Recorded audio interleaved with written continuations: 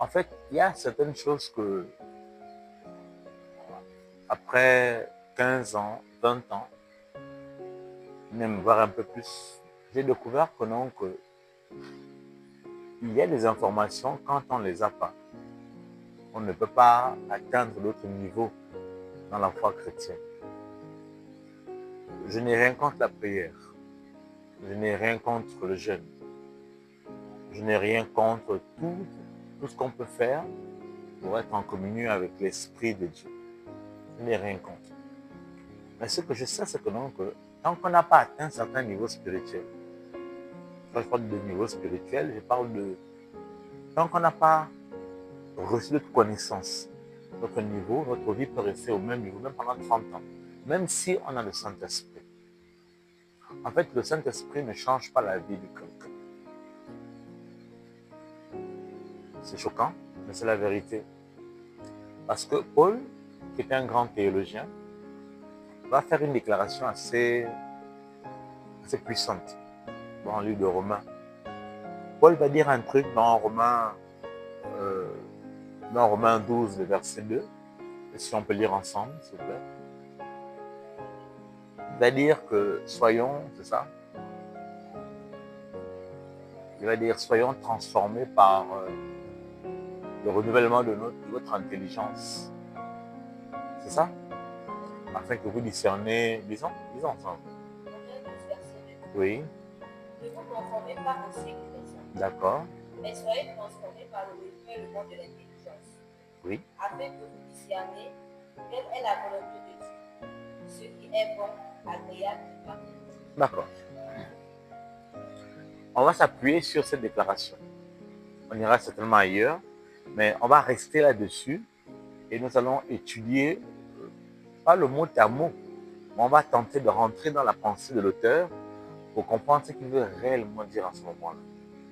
Il dit, ne vous conformez pas au siècle présent, mais soyez transformés par le renouvellement de votre intelligence, afin que vous discerniez ce qui est bon, agréable et parfait.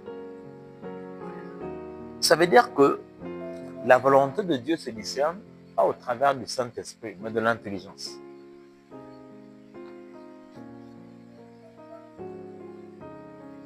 Parce qu'en fait, il dit, soyez transformés par le renouvellement de votre intelligence. Ça veut dire que même la transformation elle-même n'arrive pas parce qu'on a beaucoup prié ou parce qu'on a jeûné, mais parce qu'on a changé la manière de penser, la manière de réfléchir, la manière d'agir. Et vous savez, quand vous changez votre manière de penser, cela modifie tout votre corps, votre raisonnement, votre manière d'appréhender la vie est différente parce que votre manière de penser a changé. Mais ce qui est encore plus grave, parce que quand il dit, afin que vous discerniez quelle est la volonté de Dieu. Donc, ça veut dire que, donc, il y a la volonté de Dieu qui doit se discerner quand on va changer la manière de penser. Ce qui est agréable, parfait, ce qui est bon, agréable et parfait. Ça veut dire qu'en réalité, dans la volonté de Dieu, il y a 3 types de volonté selon Paul. Il y a la volonté qui est bonne. Il y a celle qui est agréable et il y a celle qui est parfaite. Maintenant, la question que l'on peut se poser, c'est de savoir, c'est que aussi longtemps qu'on n'a pas atteint ce niveau de réflexion, on ne peut pas connaître quelle est la volonté de Dieu pour nous, ce qui est bon, agréable et parfait. Je n'empêche pas aux gens de prier, mais je vous dis qu'il faut qu'un travail soit fait au niveau de votre manière de raisonner, de réfléchir. On dit qu'on ne pas se conformer au siècle présent. Ça veut dire que le siècle présent offre des choses, explique des choses. Il y a une forme de mode.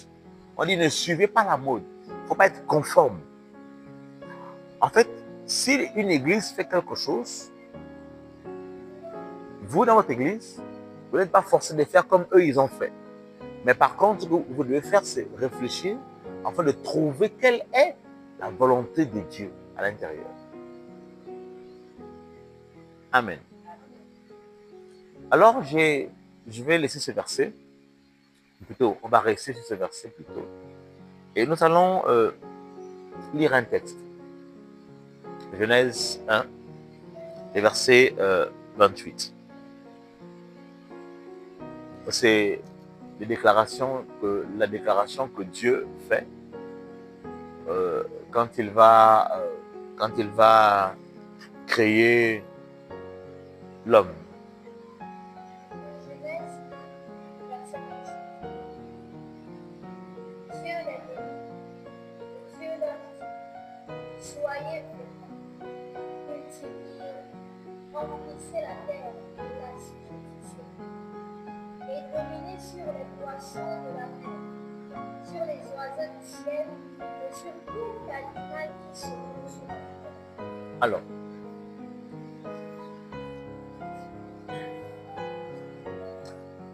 j'espère que je ne vais pas troubler les gens. Et j'espère qu'au sortir de là, notre manière de penser pourra changer. La déclaration première de la création de l'homme est basée sur un discours fort qui sort de la bouche de Dieu. Dans ce discours fort, l'homme reçoit de Dieu le droit. Des droits. L'un des droits que donc l'homme va recevoir, l'un des premiers droits plutôt, ce n'est pas d'abord la richesse. Ce n'est pas d'abord l'argent. Mais c'est autre chose. Il dit quoi d'abord en premier? Qu'est-ce qu'il dit?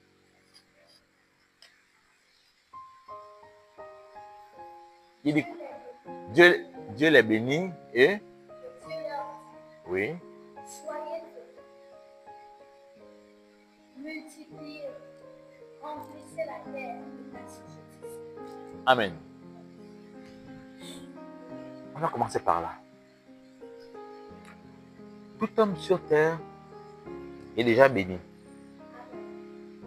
On ne recherche pas la bénédiction. Parce que quand on nous a créés, quand on a créé le premier, donc Adam, la Bible déclare qu'il a déjà été béni. Il a été béni. Et on a expliqué ce qui devait accompagner sa bénédiction. On a dit qu'il devait dominer, travailler, multiplier. Tellement de choses accompagnent son acte de naissance. On va dire que c'est comme une voiture qui a été fabriquée et dans laquelle on a mis beaucoup d'options.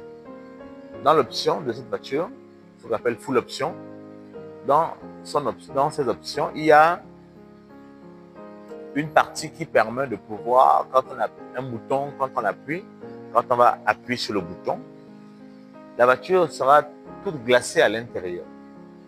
C'est que quand on l'a conçu comme ça. Quand on a conçu l'homme, quand on l'a fabriqué, quand on l'a créé, il n'a jamais été maudit. Puis Dieu les bénit.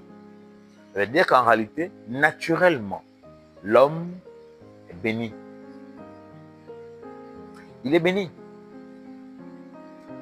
L'homme est béni et l'homme est un dominant.